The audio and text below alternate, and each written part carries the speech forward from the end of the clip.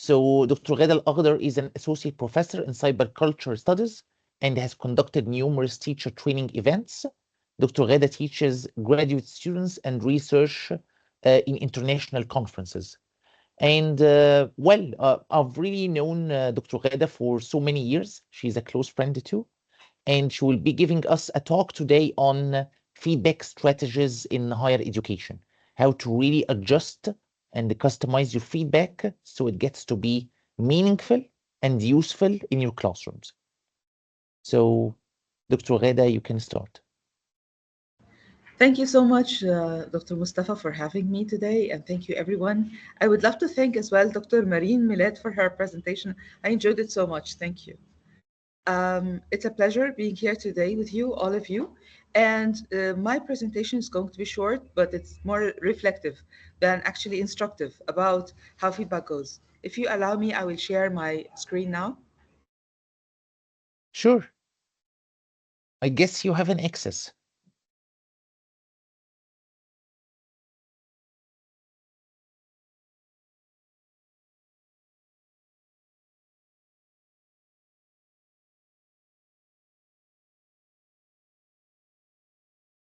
You will find the tab of sharing materials beside the microphone and camera, just as the one beside the red leave button. And Dr. Ghada, I guess you are muted too. You muted yourself. Yes, I'm trying to share it from my desktop, and this is why it's like I don't find much of the desktop here. Okay, so just a minute. Mhm. That's the window. Okay, maybe it's this one.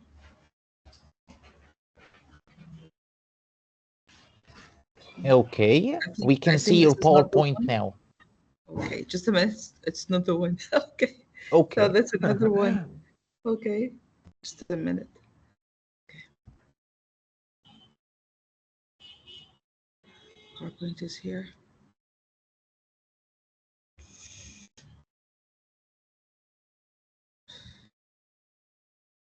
Okay, I don't know how I can find it. It's like it's there.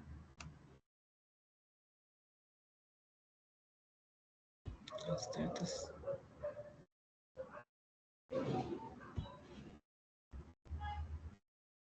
To... Can you see it here now? Yes, we are about to see something. Okay, this is my screen. This is my current screen. I guess you can just see a blank screen or a white screen. Okay, I'll give it another try. Because you have two options, either to share um, a window or a screen. I'm sharing the entire screen. I think this is easier. Okay, so I'm sharing the entire screen. Are you there? Yes. Okay, definitely. Oh, well, So, it works now. Yeah, okay. okay, thank you, thank you.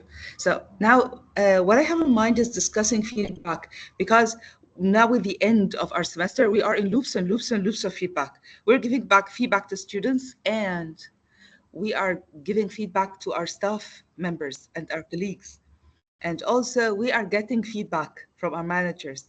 So these are loops of feedback. So it's just like a chance for us to discuss what it means and how can it actually enhance us and give us a path for growth. And does it get to be a, a place of stress? So let's look at the feedback itself and how it's structured.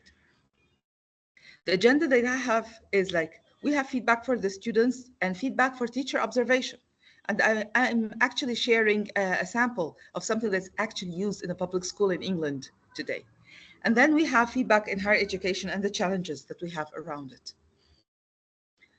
The impact feedback has is to chart out path for growth, a safe and nurturing environment. If I don't have safety And if it's not a nurturing environment, feedback gets to be weaponized. So it becomes threatening to people. So it balances out the mindset and skill set of an academic or teacher in order to engage in a process of bettering the product and the process himself and the person himself. So feedback is not just about the essay that they're writing. It's not about the class that you are attending. Feedback is about the person himself and his sense of worth and his sense of confidence. So let's think of the person who gets the feedback.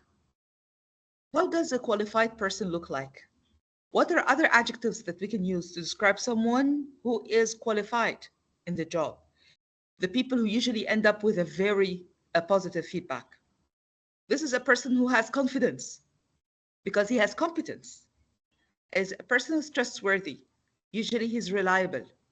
So this is the actual objective of the feedback. So how come that feedback sometimes gets to be weaponized, it gets to be stressors, it gets to be actually a lot of the stress teachers encounter in their jobs? Look at this. This is actually something said by one of the um, Nobel Prize winners. He would say, why does every academic win have a sting of defeat? What does it mean? What does he refer to here? Can you think of it? This is an invitation for people to share in the conversation.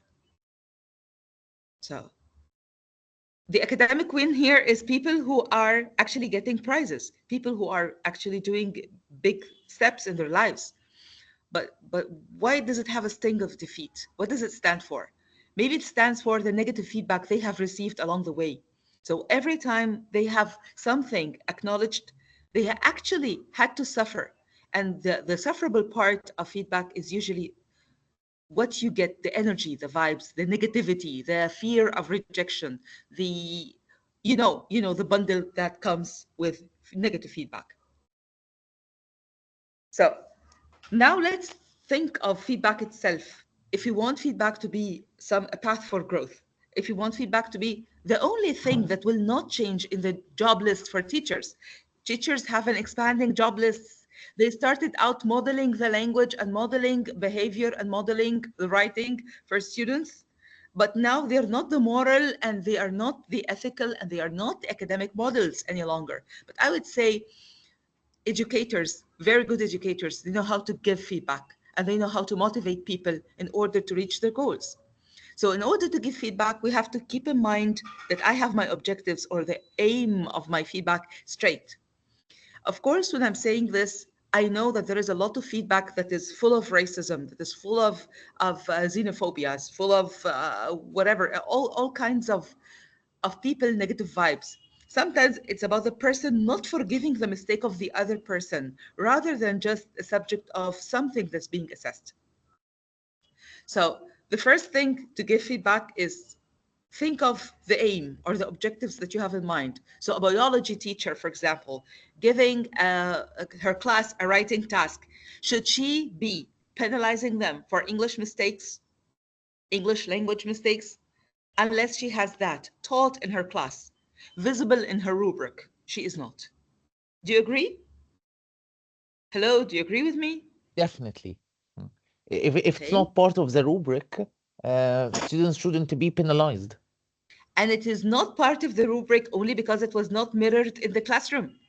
A teacher who's teaching biology, unless she leaves out one whole class in order to Mm. speak about grammar and problems with writing, she is not allowed to put that into her rubric and not definitely penalize the students for their grammar mistakes. Sure.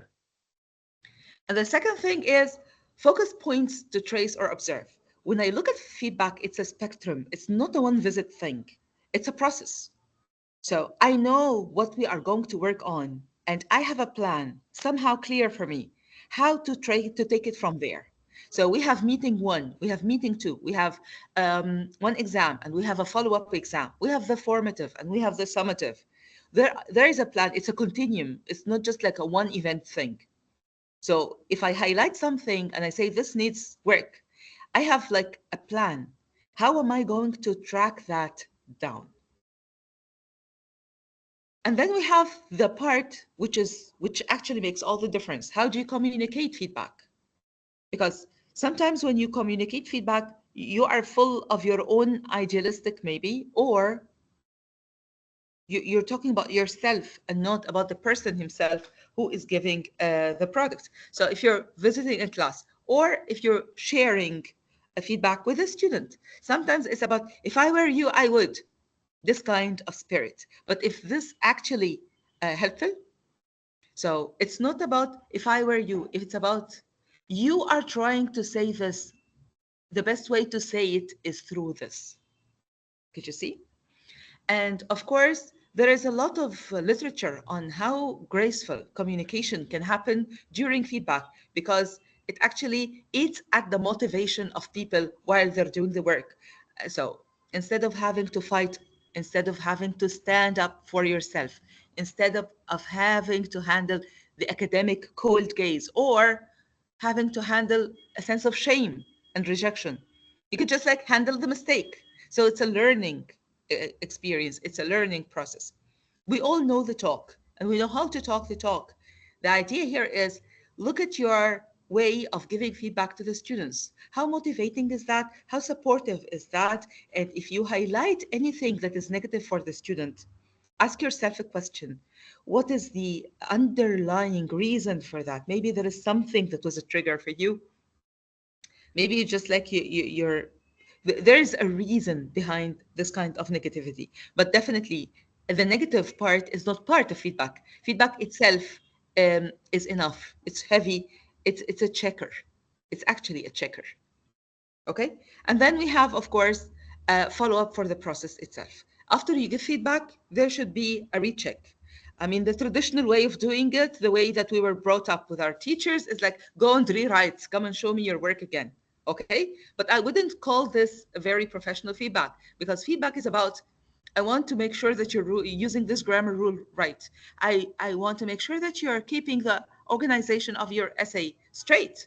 So every time you come to me and I look at your organization of the essay, so I highlight something, I focus on it, I communicate that this is a priority, and I follow up. Are you following, everyone? Yes, sure. Okay. And then how to process feedback. And that's something for us. After you give the feedback to the student, what should the student be doing? The first thing is the student should get to understand the feedback. Sometimes they'll be struggling. It's like, I'm not talking about personalizing the feedback, which sometimes happens. I'm talking about they don't understand the priorities, because if it were within their area of awareness, they wouldn't have made a mistake in the first place. Could you see? So understanding the feedback is a crucial step. We need to make sure that the student knows where to go from there. And the second thing is the parallel universe kind of feedback. It's like, I would speak about how I would go about this project. I don't speak about how my student is trying to do this project.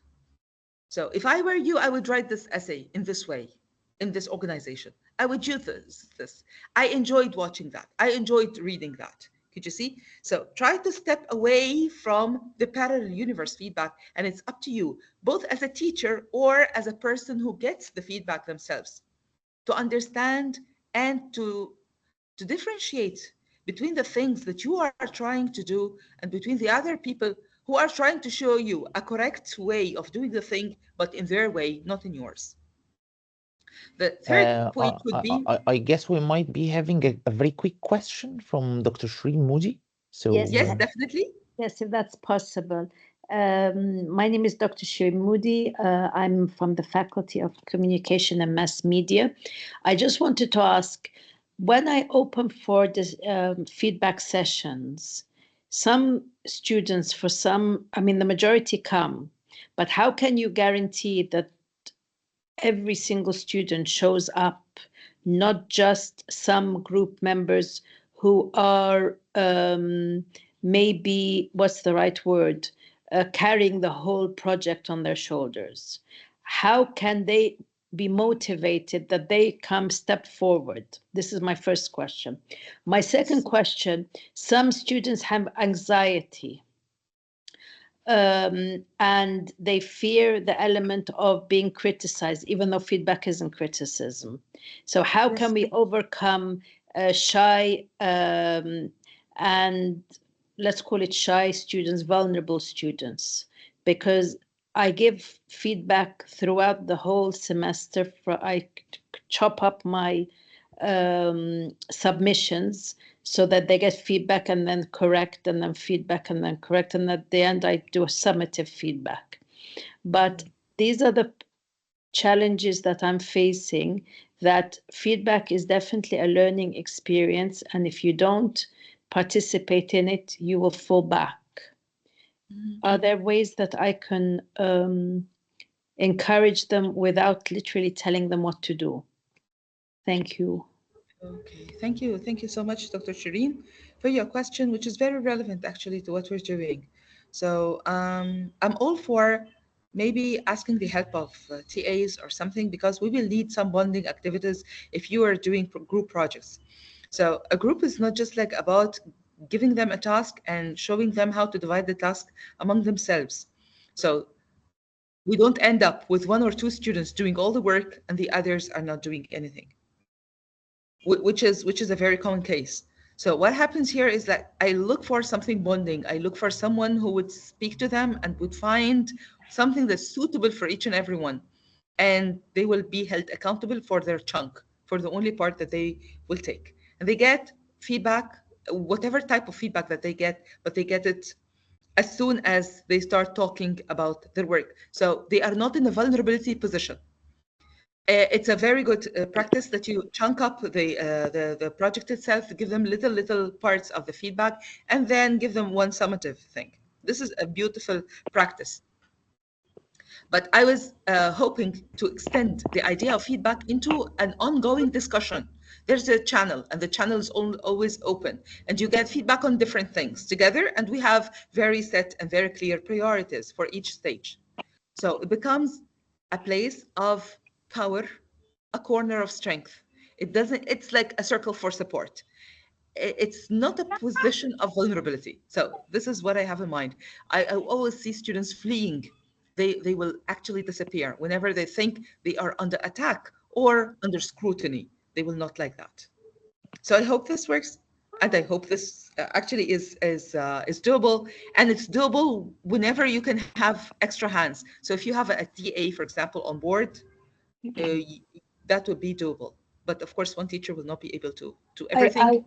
I Yes. don't like, to be honest with you, to depend on TA's feedback, but because from my experience, there could be mistakes. I Yeah. mean, I taught in a government university once, and I really understand why they do not allow TA feedback. Okay. It's forbidden. And I really think that if I don't do it myself and I don't give feedback myself, then there can be contradictions in the TA told us this, whereas I told them otherwise. Mhm. So depending on the TA, I think sometimes it can not be the best of the solutions. Obviously needed. I would, if I were you, I mean, the way I would do things. Okay, so I would actually ask them to focus on the things they know. So, for example, language mistakes. This is something because we are doing English. So, language mistakes or organization structures is fine. If we want to develop the argument, if we want to have some more theory into the paper, that would be something, of course, the doctor would be doing. But there are usually minor tasks and more important tasks. So if I start the channel, you will get feedback on anything, something that's very simple, commonplace, and we get the conversation going. And then feedback will not come as an attack. بقول لك ايه we're on Okay. خميس. So I hope this is fine. I could just like move to the second point, which is careful and thoughtful feedback. We are looking at the product itself. If you give criticism on an essay, it betters the product. But if you mentor the person himself, this sharpens the process. Okay? So it's not about the essay here, it's about the person that I'm giving the feedback to. And this is why I'm very careful. I look at the person. I would do extra levels of listening while I'm giving the feedback. I look at the person, I look at how he understands the words I'm saying. I ask them to repeat the words. Sometimes they will use different vocabulary, and this will show me where they are. How do they understand the situation? How do they understand their task? Could you see? So they start building into connecting to the person himself.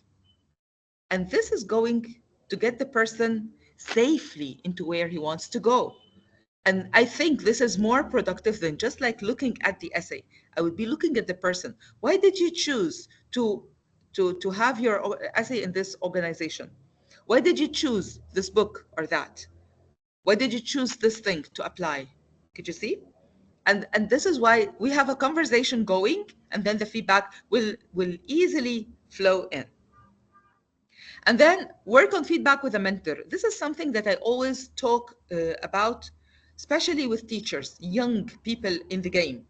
They have a lot of feedback going on, and rounds and rounds and rounds, whether for their probation or for their promotion, or because it's media, or because it's before the final workshops, and they get feedback from their supervisors. So I would always say, if you get a feedback from one person, take the feedback in points if possible, and take it to another person and work on it with a person. So it's not just you looking at the feedback and highlighting your own weaknesses and seeing that you are all in shame and failure. No, look, take the feedback on paper and work with a mentor. They're going to sift the steps. Hello? Okay, they're going to sift through, and they're going to focus on the steps, so you don't get to be defensive, because yes, you made a mistake. And it's very hard to convince a new teacher that they made a mistake. And you don't take it personal, and that's another hard game. But you actually need to do that. And this is why when feedback is work for support, it actually pays off, and very quickly. And here is one beautiful game changer. Identify what to ignore with the feedback that you're getting. Sometimes you get feedback from your supervisors, and it's some of them are assumptions, some of them are their own personal taste, and some of them are actually problematic for the game, for the teaching, for the profession itself. So identify how to focus on the things that are important and what actually to ignore. Okay, and this is something to talk about. And I would say, to identify what to ignore, you get a number of feedback sessions with different observers. And if you find a common denominator, all of them are pointing to one weakness. And that weakness can be something that's not on the list, by the way, of observation. They would say, for example, you give an anxiety, you give a vibe of an anxiety. They would say that. Or they would say, sometimes your voice is not very clear, okay, when you are explaining. So if you find a common item that people would actually draw your attention to, that is something not to ignore by all means. Okay, but if it's something that you do reason with and you don't understand, you just like seek help on that. Okay. The other thing is, when you get feedback, see how this fits the bigger picture, your goal as a teacher, your understanding of your profession. Could you see? So if I'm going to work, for example, on my grading skills, how is this going to fit the bigger picture of me as a teacher? Okay. What we have here is that teachers have the tendency to overwork themselves, and the system is very stressful. We have accepted it for what it is. Teachers do have a tendency to overwork themselves. Okay, so if you are getting feedback, try to take it simple, try to make it easy and focused, one thing at a time. Don't cram the world for yourself, and always look for where it fits in the bigger picture. Okay, I would say create a strength corner, a safe circle, 2 or 3 friends, some of my office buddies. I will come for your class, you come for my class. I will tell you what I saw, you tell me what you saw. Could you see? So this is how feedback gets to be a game, gets to be enjoyable. You're getting better at your job. And feedback is not about shame, and it's not about probation, and it's not about promotion, and it's not about the PIP, the notorious PIP. Okay? So let's look here at a sample of an actual teacher feedback that's used in a public school in England. These are the things that they are having for the teachers. Classroom environment, bulletin boards, pictures, maps, displays, posters. Are they appropriate or not? This, believe it or not, goes into the assessment for the teacher himself. This maintains a functional, attractive classroom environment. Okay? Number two, classroom management. They do have assignments, structure. They have instruction, explanations. They give clear and concise instructions. Look at this one. Anticipates problems and takes preventive measures. Using various interaction patterns. Efficient handling of attendance reporting. They take the attendance very clearly and quickly.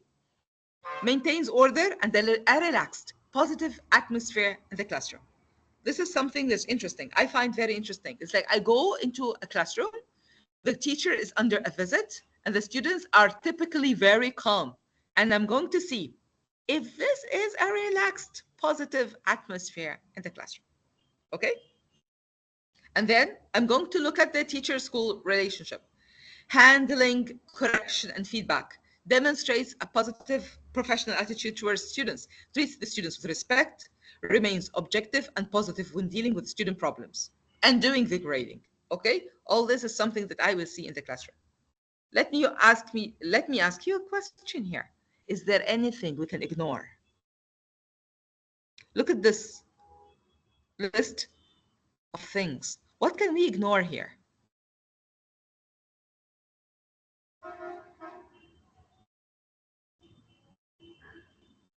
Would you like to take a moment and think? We'll come back to it after we finish. Okay? Yes, please, because I mean, they all look important in a way. They all look important, but there is something to ignore every time.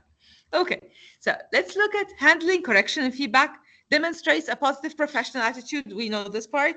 And then personal qualities, which is interesting. Accepts extra duties as assigned. Displays appropriate sense of humor. Reliable, prompt, maintains school hours and available to students in the classroom. Personal appearance, neat, clean, appropriately groomed all times. I want to look at specifically at number 2 in the personal qualities. Displays appropriate sense of humor. What does this refer to? That's very subjective. What does it refer to? If there's a problem in the classroom, if a student has a problem with discipline or a problem with the writing or something, unless the teacher is level-headed, unless the teacher is able to share a smile, it gets to be a source of problem. So when they are saying, I want a teacher with a sense of humor, and I think it's like very gracefully put into the rubric and shared with the teacher. Teachers, I want you with a sense of humor. Okay? It means I don't want drama in the classroom. This is what it means. But again, as you said, Mustafa, it's very hard to rate. Okay. And what about personal appearance? Okay. Personal appearance, I think it was clever of them to write what it means, because personal appearance is always classic reference to body and race. Definitely. Okay. So they are not here referring to race. They are not referring to body, whether abilities or disabilities, people with different, very clearly, it says just neat, clean, appropriately groomed. And when someone is just like clean, because you're in interaction with the students all the time. But Sure. so this is what they have in mind. Mm. And I think it was fair to write it. Okay? But what I find interesting is how he speaks about humor, and he actually means something else. I mean, picture this. We are 1 week away from the final exams, and teachers are running like crazy and taking extra tasks of doing revisions and correction. What is the sense of humor left in a human being at that moment? Studies are actually speaking about teachers jumping out of the game, teachers resigning in numbers during final exams. They would say it's an HR good practice not to take teachers' resignation properly, or unless they start giving you notice by August or September. I'm talking about studies. people now would say teachers usually second guess themselves after the craze of the exams is over. Okay? This is Okay. interesting. So, but again, we are not going to let go of our sense of humor. Yes. Yeah, we have a question here. So, Dr. Sarah, go Yes, on. please. I have a Okay. question. Fast. So I Yes, please. also learned the point of the sense of humor, because there is a huge difference between making fun of the mistakes, so they don't want this to happen in their class, and Mhm. having a real sense of humor so that they can accept correcting them. Okay, this is true. I mean, this is how I read it. But not making fun of them, of course, because making fun of them is not a sense of humor here. Exactly. So I think It's they mean ridicule, that, I think. not to make Yes, fun of the yes. mistakes They mean that. instead. Mm, No, no, I don't think they say make fun of the mistakes. Displays appropriate sense of humor. I mean, be generally happy and optimistic. This is positivity. This is what it stands for. yeah. But of course, it's not good practice to make fun of the mistakes. Sure. So I don't this know. is I don't. I meant like the teacher should have a sense of humor and to avoid making fun of the mistakes. Yes, yes, definitely, yes. Okay, maybe it's the avoid part that I didn't hear. Yeah, definitely, I do agree. I guess maybe it mentions something about the atmosphere, that it's not too stressful. So most probably, if there is a comfortable atmosphere and people can show that they are comfortable, so stress is at minimum levels. Yes, yes, this is definitely what they're looking for. And I know how hard that is, but they are looking for that.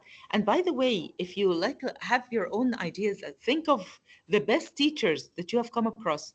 You will know that they were mostly in control of how they speak about the things that they don't like. How much in control they were during giving feedback in moments of vulnerability or in moments of attack. They were always in control. Did you see? So this is some of the best practices for teachers. One more question here from Dr. Marine. Yes. Yes, please. Yes, hi, please. Thank you. Thank you for sharing this part. But when it comes to correcting mistakes in class, we usually adopted the implicit approach. We usually don't correct the mistake as per se, or tell the student that no, this is not accurate.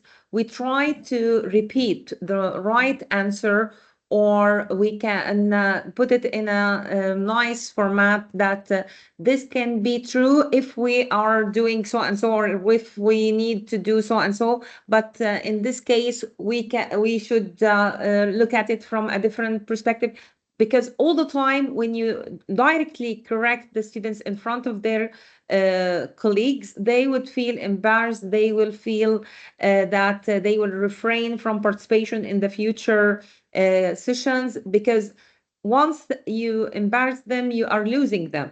So the point This is about true. This is true. Yes. thank you. But the point about sense of humor, I think, as Dr. Sarah mentioned, and you second that, and I second it.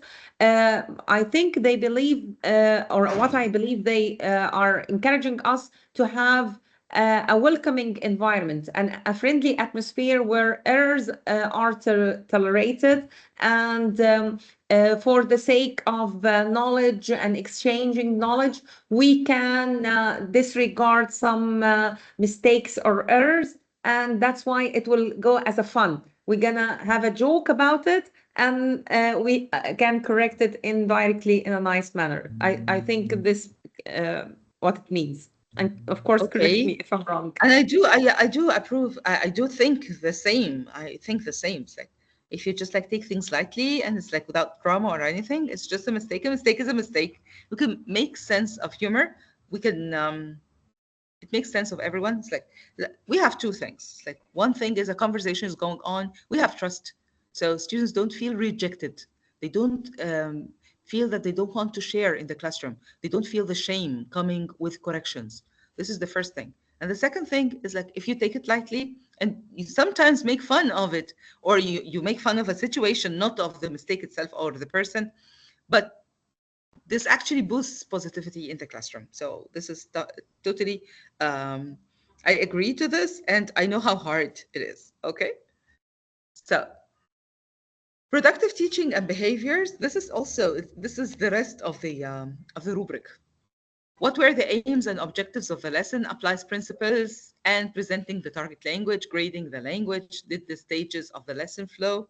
Okay, so we go through the list here, and please tell me what to ignore on this list.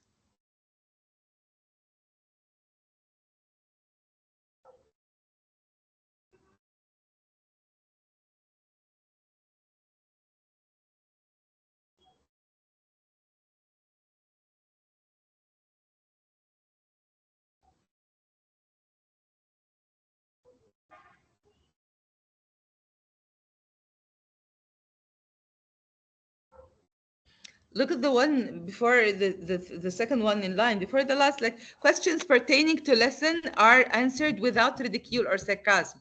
This is the point that we were discussing, the difference between humor and ridicule. Okay. Look at this one. Provides additional time beyond the regular schedule for student assistance. What do you think? I want to have your opinion on that.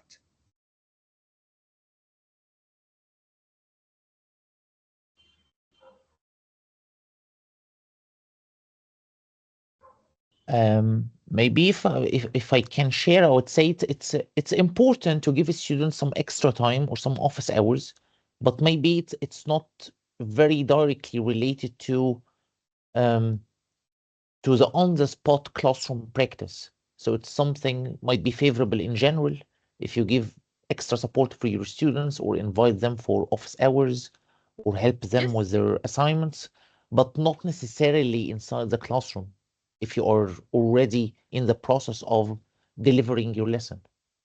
Yes. So there is something here about the rubric. Could you see? There is something about the rubric. So of course, every teacher will have an office hour blocked on her calendar. But what is this time beyond the regular schedule? It's like, I'm looking for expansion. What do you want to say? Do you want to say that I will make availability time for my students? Is this what you want to say? I will tell them I'm there for you all the time. You don't have to worry if you walk out of the class with questions. I'm there for you. So maybe this is the part that's psychological. Rather than trackable or traceable, you don't put sentences like this in the rubric. Could you see? So Okay. think of it like this. You give feedback to a teacher. It's like, I enjoyed your classroom. It's amazing. You have a great sense of discipline, but you just like finished exactly on time. What do you have to say on that? Huh? What do you have to say on that? Think of some feedback like this. Of course, it's crazy. And then we have, it demonstrates a depth of knowledge in the subject matter area. I would say well prepared. A teacher comes to class well prepared. Okay? A depth of knowledge in subject matter areas. This is something for me to wonder, seriously. Okay. So now we have looked at the rubric together. We want to reflect on it. What are the things that you think hit the nail? Yes. What is the thing that's very useful here? And we are learning what to ignore all the time.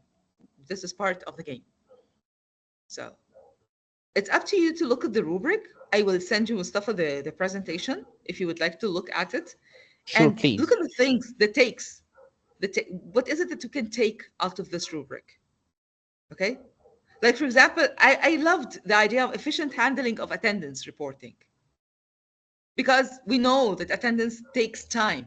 And sometimes, like, if we can do it painlessly, if we can devise a way of doing it easily and efficiently, that would be something, because it saves classroom time.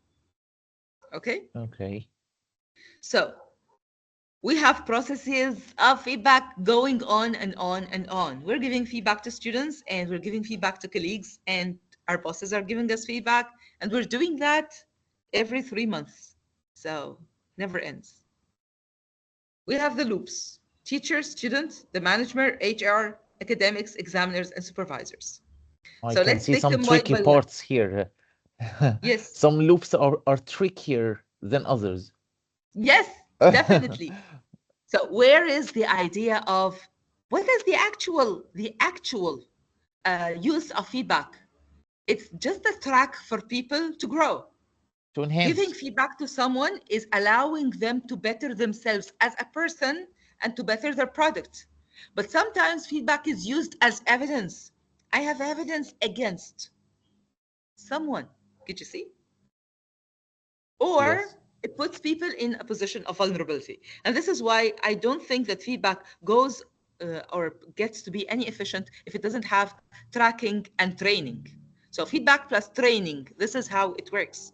But if you give someone feedback and you don't know how they make use of it, how they process it, they will start taking it personally and it will be personal for them. And this is where you have the students who abstain from sharing in the classroom. I will not speak because if I speak, I will make mistakes and my teacher is going to pick on me.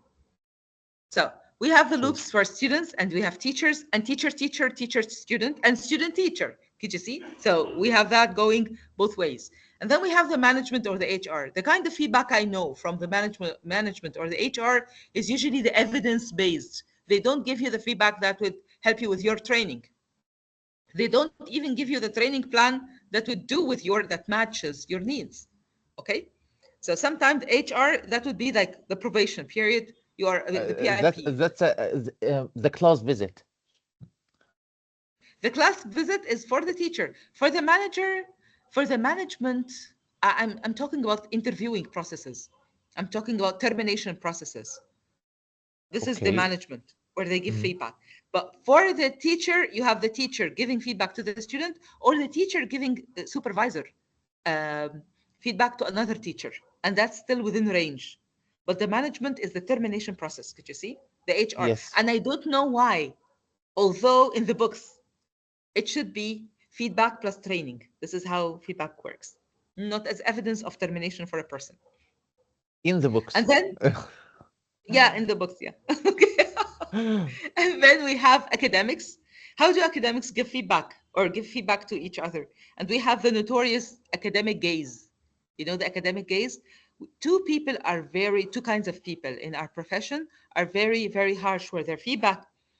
People playing for the orchestra, they get very harsh feedback. And people writing their PhD thesis, they also get harsh feedback. Okay? And then we have the examiners, people who are they don't have an idea of what the person looks like or needs. They just look at the paper, they look at the product, and this is their prime focus. And of course, gets to be hard. This is where the attack is. And then you have supervisors, and the supervisors, there's some partly teachers, partly management, or they can be actually supervising the growth for feedback. So you have a teacher well trained and giving students feedback, and the supervisor is extending the space for people to grow, is listening to the gaps, is qualifying the teachers to be better at giving feedback to their students. So this would be amazing if I have a supervisor like that. Okay. Thank you so much for your time and for your interest in the topic of today. And I hope that I've addressed most relevant points. Thank you so much, Dr. Ghada. And well, I have a personal question, to be honest, here about those loops of feedback. And I would still say in the books, having peer feedback, or if two educators are giving feedback to each other, or probably visiting each other's classes and giving feedback, that's really useful and it should be meaningful. But in your opinion, does it backfire sometimes? I'm thinking of maybe if someone giving a class and they would most probably be inhibited by being visited by their colleagues. And I know it depends on culture and it depends on the corporate atmosphere, but do you have any tips and tricks or certain vision on how to minimize its errors, minimize it to backfire? What I always advise is don't go without announced visits. Good. Announced Oh, I visits agree. all the time. Give them the chance to be in their prime. I would even say allow them to invite you. Yes. So you'd say, I'm open for a couple of weeks. Book me on my calendar. Here's my calendar. Book me. I'm coming whenever you feel that this is the day you choose. And this is the lesson you prepare. And I come. I would do this if I were in a position of management. I definitely do this. And when I'm not in management, if I'm just a friend, I would open a book and say, I want to attend a lesson for this unit. Who will invite me? Okay. And you will find someone say, okay, this is how you start the culture of softly coming in. I would love to just like look at the presentation of the lesson, or please invite me when the freer practice part comes. Okay? So that will be this part of the lesson. And I believe in 20-minute visits. Yes. Okay. Stay for So 20. just an excerpt. Yes. Okay. And So you start by inviting your friends or asking your friends for a visit, and you ask them like, I want to attend this at one point. If you do this the presentations feedback, please invite me in. Okay, I would love to attend this. Do you think that this form of feedback after class visits, should it be highlighting certain parts, again, just to minimize how feedback might be, I wouldn't say offensive, but uncomfortable to the colleague? What I do, Mustafa, because I have studied I'm coaching. trying to think, because it's really Yeah. tricky, and people would feel I couldn't really think of anyone being happy of being visited in a classroom. So at least they would be neutral. Most probably uncomfortable, but not happy. No one would be happy by being seen If there are no by consequences, others. no, they'll be happy and share. If there are no If there are no consequences, consequences, that's one point. But even if it's not related to HR or appraisals or salary or whatever, people somehow are uncomfortable about rumors going on. So if a colleague Okay. visits my classroom and meets up with other people, and who most probably say that this teacher I found in his classroom X, Y, and Z. So I'll tell you something, it's not going to work like this. You choose the people, your circle. Create a circle of trust of 2 or 3 teachers. They can be the same position. So they are not higher or lower. You will benefit. Okay. You can even share in the view with a very good student that you trust. Come with me and attend here. You can do that. okay, yes, sure. And then I would, if I'm doing the observation, I'm yani, sometimes I get invited into classes around. So what I do is like, I ask the teacher, what do you want to hear? I don't give them feedback, because I know it's about the readiness. They are ready because they have an awareness. They know that there was a mistake here. So now they are ready to listen. Okay. So what do you want to hear? So managing, I would say, it's really useful here to manage expectations and what people are ready to receive. Yes, definitely. Because what happens is, like, when I started out giving feedback bluntly and on the paper, they look at me, it's like, no, I didn't do that. Okay. No, yes. it didn't So they happen. get to be on the defensive. Yes, and you don't want to attack them, and you don't want to just like, there is no cultural shock involved here. If you believe you're doing everything right, you are right. So have you observed something? Is there anything that we can make better? They would say, I noticed that I took more time doing this. I noticed that management was, in the classroom. People start whispering in those parts, like Yes, it they was would all start. excellent, but yeah, and they start trying to find an area for development. And they only accept putting themselves in vulnerability because they know they can trust you. They know that you have good management. You have a supportive eye. Champion them. I know you worked a lot. I love your presentation. You've worked on the visuals. That was amazing. But how do you think we can work on the time management thing?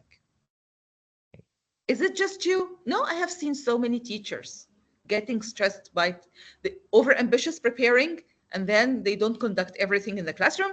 And is it important that we manage our time? Is it important that all classes, all teams work on the same time, on the same timetable? So we meet the same exams, the same dates?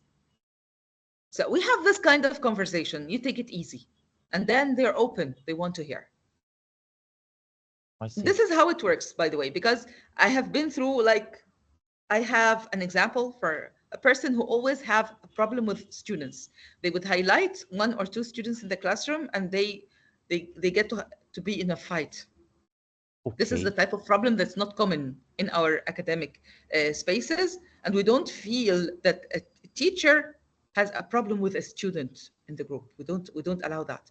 But then I get them to talk, and I realize that when they get a message that the student does not respect, that gets to be a trigger for them. So it's not about what I'm teaching now, it's about that student. We worked on it together. Okay. I mean, until I actually felt that it was safe. So I go and visit during stressful times like exams. I will be present around to see the conduct, how they work together, until I realized how they look at each other, and I realized it was safe now. Great. Fantastic. You see? So this is an example of conversation actually making a difference with very hard to fix and challenging problems. Yes, it's a bless. Okay. I guess the spirit here of being cooperative and collegial really make things work out. Mhm. Yeah, Mm. definitely. Feedback is about championing a person. Don't underestimate their potential, especially that there is a lot of tools now. So if I come with those students that come to you and tell you, I don't know, I'm going to fail the course, it's like fail ازاي يعني? It's very hard to Okay. fail. Okay. It's very hard to fail. Everything is so easy now and accessible. So what we need to do is just like champion them, encourage them. You're going to make it, and they do make it, definitely. Fantastic. Thank you so much. And let me just ask everyone here if you have any question. So please feel free. Any comment, any question?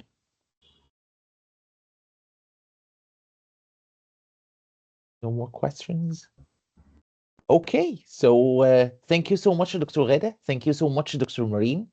That was truly thought-provoking and insightful. And I believe everyone really enjoyed it because AI is really a hot topic nowadays. Everyone needs to use it, not abuse it, and utilize it very well. Feedback is really key nowadays, especially that we are approaching the examination period, and most probably our staff members are giving feedback on written work and written assignments. Lots of feedback is in the process. I actually So had in mind, like, I didn't want it to be a very stressful thing, because yes, we have a lot of feedback going on now. Yes, this is the season. yes, this is a season for This is the season. feedback, and especially yes, summative Mhm, feedback and approaching summative assessments. mhm. Well, so thank you everyone. Thank you for being with us today. Um, I guess I'm going to get the list of the emails of people who registered. So I'm going to provide you with a link later on your email for attendance and feedback. So please try to fill it out just to make sure that we keep enhancing our future events as part of I'm taking your tips here as a loop for enhancement. So thank you so much. It was our pleasure to have you with us. Thank you so much. Thank you, Mustafa. Thank you, Dr. Marine. And thank you, everybody, for attending today, and wishing you a beautiful season and a closure for your semester. Okay? Thank you. Happy Merry holidays, Christmas, Thank you. everyone. everyone. Bye-bye. See you. Bye bye. Thank you. Bye. Bye-bye. So I'll just be here for a couple of minutes until everyone feels free to exit. And again, I'm going to send you an attendance and feedback link on your emails. Please make sure that you fill it out. Thank you very much for having you today, and see you in our next events. Goodbye, everyone.